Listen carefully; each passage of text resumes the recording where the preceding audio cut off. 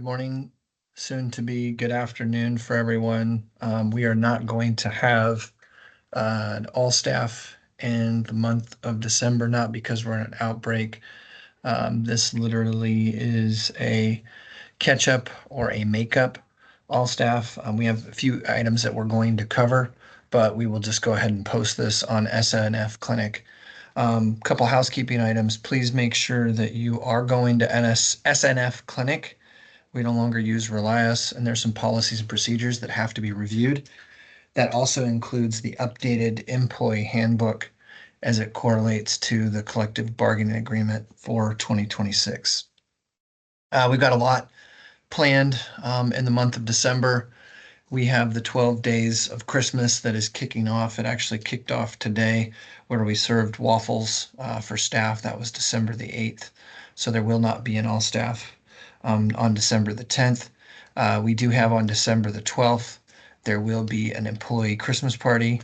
Yes, we have already purchased many gifts and we will be doing a raffle. So please be there. We're also going to be doing a Feliz Navidad. So we will have food and it's also a potluck. We will be bringing in food from Chipotle and that's at 1 o'clock. And that's from 1 o'clock until 2 o'clock this Friday. So if you haven't seen it, we have a lot going on. Certain areas of dress up for specific days. And in fact, I can even tell you what those are. So Mondays, we're doing Christmas pajamas. Tuesdays, we're doing Christmas shirts. Wednesdays, Christmas gear. Thursday, candy cane, red, white. Friday, Christmas pajamas. Saturday, Christmas shirts. And Sunday, Christmas gear. The 12 days of Christmas, we kicked it off today, December 9th. We're doing Christmas Sundays. December 10th, holiday popcorn. December 11th, coffee and donut day. December 12th, besides doing our Christmas party, we will also have ornament decoration. December 15th, we'll be doing a hot cocoa bar. December the 16th, snow cone day. December 17th will be candy cane day. December 18th, cookie decorating. December 19th will be the resident Christmas party. Holiday treats on the 20th, and December 22nd, there will be a cookie bake-off. Like I said, we will not be doing an all-staff SNF clinic. It's really easy to operate. All you have to do is go in, open it up, review the policy and procedure, and just please sign off and acknowledge. We'd like for you to do that while you are here in the building.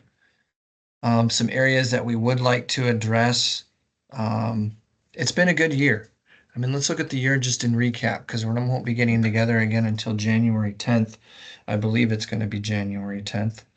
Let's see if we have an all staff schedule for that time frame. It will not be on January 10th because it takes place on Saturday. It'll be January the 9th that we will get together for an all staff. But in 2025, we had an excellent survey. We have a full interdisciplinary team.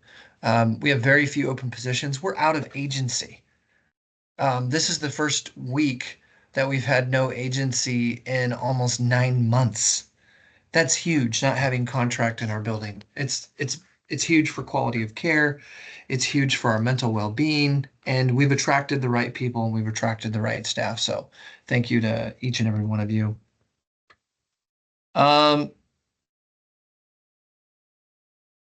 And the other thing is that we are also a 3-star. We're a 3-star facility and we are competitive with our market around us. We're seeing better referrals. Kaiser is actually some updates. Kaiser is wanting us to increase our census to an average daily census of 20. We started off with 10, we moved it to 15. Now we are pushing to 20. Our budgeted census in the month or in the year of 2026 will be at 63 versus 62. Our case mix has increased, so we were running at a budget of 27%. We're going to be going to a budget of 33% for 2026. 3-star building, potentially a 5-star if we stick the landing for this next annual survey. We're not quite in our survey window yet. So much to celebrate, so much to be grateful and thankful for with everything that's been going on. We recognize that you can't leave your problems out there. The question is, how do we treat each other when we're in here? So appreciate everyone and all that you do on an ongoing basis. So Some housekeeping items from nursing. These are areas that would like to be addressed. Um, this goes out for the CMAs. CMAs, please do not tape the back of bubble packs if a pill is accidentally popped or destroyed. Um, every resident needs to be encouraged to shower at least twice weekly. If they don't want to shower, we need to go offer a bed bath, should be offered. Nurses are responsible for letting the central supply, that is Cheryl, know that stock meds are needing to be ordered. Please look at your par levels. Look at, if you're taking the last item, make sure that we're putting on the list so we can get that ordered. One of the things that you're giving us back and that impacts all of us is our time. CNAs are to make all beds prior to lunch. CNAs need to make sure that beds are made as soon as possible after housekeeping does a deep clean for discharges. We also have a new housekeeping manager, Bethany, and she's doing a fantastic job. Our building has been cleaner than I think I've ever seen it since I've been here, and that has been since August of 2022. Empty rooms should always be kept ready to accept admits. Our ultimate goal is one in, two out, one in, two out, two in. Sometimes we have a 4 discharge day. Someday we have a 4 admit day, and that's what we've built up to. Is we built up to 3 to 4 admits a day. Empty rooms should always be kept ready to accept admits. All staff must follow the chain of command and go up the ladder if they aren't getting responses. So that means if you're a CNA, you first go to your charge nurse.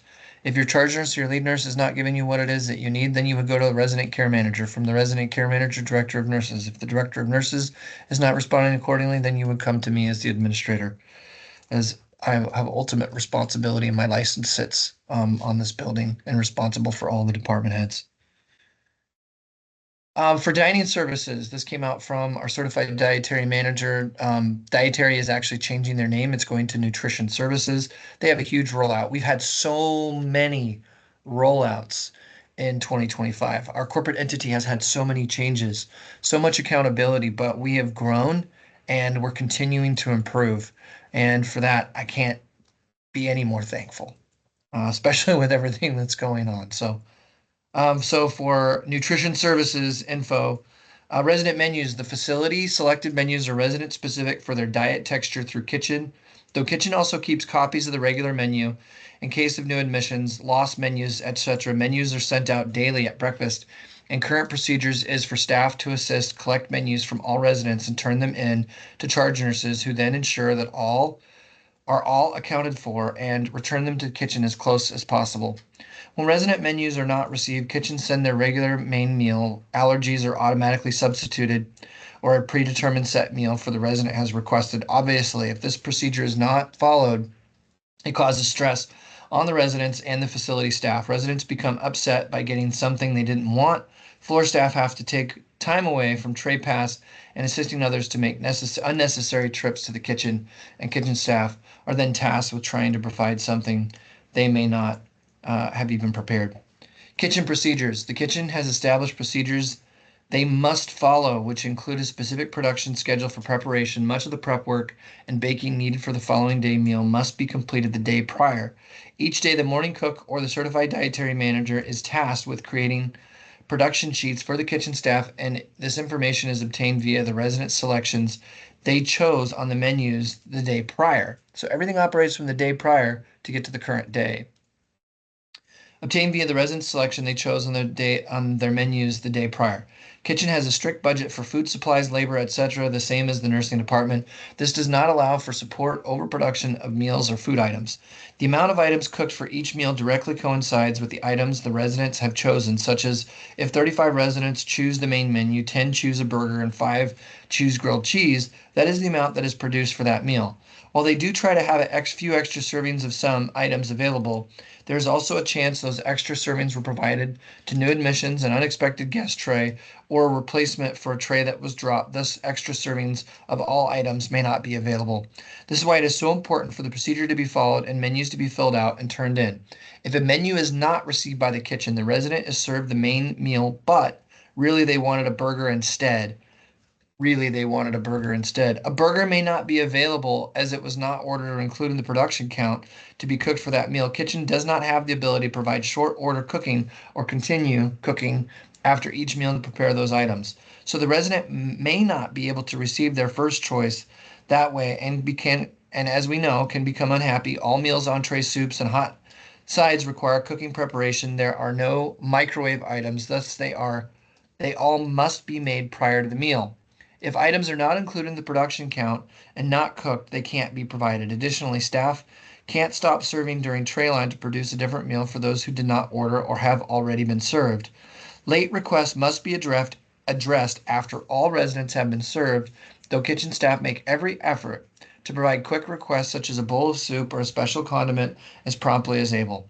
Any shift in the daily production and routine adversely impacts food service for the entire facility. Diet orders, admits, discharges, room moves. All residents are required to have an MD ordered diet, and a diet communication slip is required to be sent to the kitchen for any change in diet, texture, room location, admit. Discharge a request for adaptive equipment. If the kitchen does not have a diet slip, diet order for someone, they cannot send any food items to that resident until they do. Kitchen cannot accept verbal instructions for a diet order. It must be on a communication slip signed by the nurse. Requests and resident tray tickets. If a resident is requesting something additional at meals and staff must go request it from the kitchen, proper procedure is to take that resident's tray ticket to the kitchen service window and present it to the kitchen staff with your request. Since residents have specific textures, orders, or diet requirements, allergies, kitchen must know who you're requesting items for so they can ensure that the resident is provided with the proper texture of foods for their restrictions. While residents have the right to follow their diet restrictions or not, for safety reasons, we cannot provide items that are not allowed texture or are listed allergy in their medical chart. If you do not have the resident's tray ticket when going to the service window with requests, you will be required to provide the resident's name and room number so that kitchen staff can look up the resident's information and ensure that they are providing the correct foods. This may take a few minutes for them to look up, so having the tray ticket speeds the process up a great deal. Kitchen staff is not allowed to provide items without resident information, so please come with the resident's tray ticket for all information needed when coming for requests. Available items. Kitchen stocks a variety of items based on the menu options available. Our vendors carry a variety of items, but do not carry all brands or flavors that may be a resident preference. Kitchen is not able to accommodate specific brands or items as they may not be available from our delivering vendors. Kitchen also has limited storage capacity and cannot carry all sections of items that people wish to have. If someone has a specific request or wants a specific flavor or variety of an item we do stock, we may not always be able to accommodate those requests, but can offer the closest similar items, available items. So please be mindful that this is institutionalized cooking, and it is. We cannot do short order cooking. The kitchen does the best job that they are able to do. That's why it's really up to each and every one of us to make sure that communication slip gets to the nutrition services as promptly as possible. Otherwise, they can't receive a tray, and also for the menus to be selected the prior day so the kitchen has it. I know that we have certain residents that is a challenge for us. That's one of the reasons why we designated certain residents that task to the nursing department. So for the month of December 2025, heading in to 2026, amazing how far we've come since August of 2022. The shining star of the month for the month of December. This is the staff member that is voted by the residents themselves, and signed by our resident council president.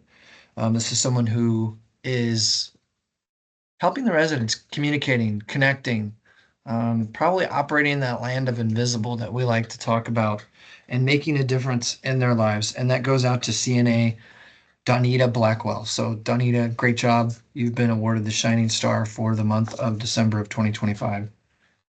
Our Employee of the Month for the month of 2025, this goes out for someone who is consistent, shows up, available for not only for her residents, but also for her staff members as well, has just an amazing attitude, exemplifies taking care of the environment. When we take care of the environment takes care of you. And this person certainly does take care of the environment. And that goes out to Sandra Garces, CNA. So Sandra Garces, you are our December of 2025 Employee of the Month. We have so much to be grateful and thankful for as we head into 2026. I hope each and every one of you have an opportunity to reflect to find some introspection and to find that gratitude and that appreciation. I'm sure there's many obstacles that have hit you in 2025 as it has hit all of us, but we've overcome it. You've overcome it. And so with that, we close out December of 2025 and we look forward to 2026. Thank you very much and appreciate each and every one of you. Have a wonderful day.